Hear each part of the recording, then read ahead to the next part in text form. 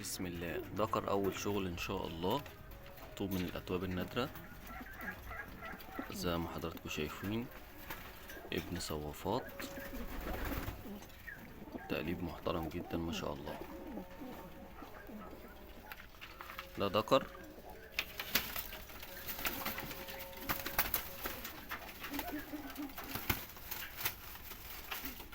وده أخوه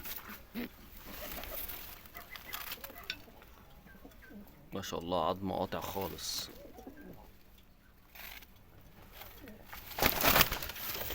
يعني لو مش مدبر كنا قلنا عليهم صوافات.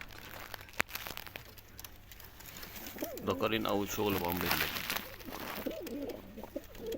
من الأتواب النادرة.